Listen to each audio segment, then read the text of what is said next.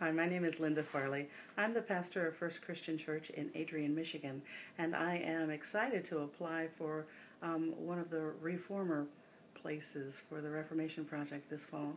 Our congregation about a year and a half ago started a worship service aimed at the LGBTQ community, folks who have been afraid or never included or kicked out of their own congregations, so that there was no faith community available to them. My own congregation is probably 95% open and affirming, but there are some folks in our morning service that would not be so. And rather than try to push through something that wasn't going to happen quickly or easily, we decided that we would just open a whole new service up. We've been wanting and thinking about doing a more contemporary worship opportunity anyhow, so this was just a good way to do it all at once. And in order to find some folks that this might be good for, something that might meet their needs, I went to our local PFLAG Lenawee meetings and met with folks there and found out just how many needs there were in our community. We live in a small rural community that, even though we're the county seat of 22,000, it's a pretty conservative place, and there are lots of conservative churches and not lots of liberal voices. And those of us who are more left-leaning aren't terribly loud about it at times because it can put yourself at risk. So, but we're getting there. I'm getting much more loud, much more vocal, much more ready and willing to take a risk, because this has become an issue that tugs at my heart daily. So our worship service is called The Gathering. We meet the fourth Sunday of each month at 5 o'clock for about a 30-45 minute worship service, and then a potluck. And the potluck is every bit as important as the worship service.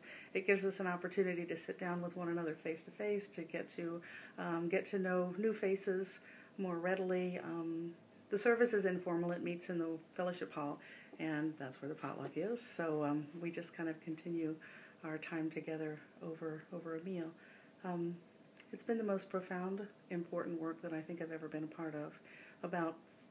There are days when I wonder if it really does make a difference, but about 4 or 5 months after we started the service, the gathering, within about a week, 2 different people came to me and said that before they found the gathering, they had been thinking of suicide, that was the piece that was missing for them, that there was no place, there was no way, there was no how they felt that they could get in with God, that they could find a word of grace, that they could find a word of hope, that they would realize that they were acceptable and loved and lovable and okay just the way they were. And through the gathering, through the community, through the messages, through the songs, through just the fact that the doors were open to them and a rainbow flag was stuck outside every time, they realized that they were worthy, that they were okay. And not only that, but that they had something then to turn around and give to somebody else. So each month we often see a new face. It's a small group. We have between 15 and 35 each month. But it's a powerful and mighty thing, and a powerful and mighty group of folks. I would like to participate in the Reformation Project because I think that having that structure and study and format of delving into the scriptures deeply will help me to develop and articulate a message that I can then go out and share, my hope is, with local congregations, more mainline congregations that are made up of folks who would like to be hospitable, would like to be welcoming, would like to be open, but they don't understand how to reconcile that message with what they believe the scriptures say.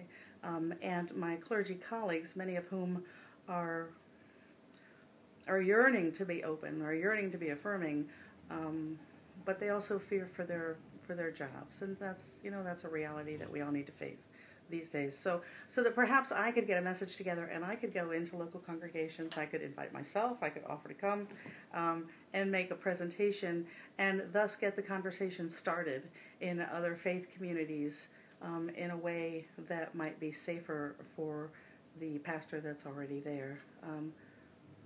In my big dream, I'd also like to have at least a week each summer at some kind of church camp for LGBTQ kids to learn in a camping setting, which is unlike anything else, that God loves them, that God created them, that God adores them, that God delights in them.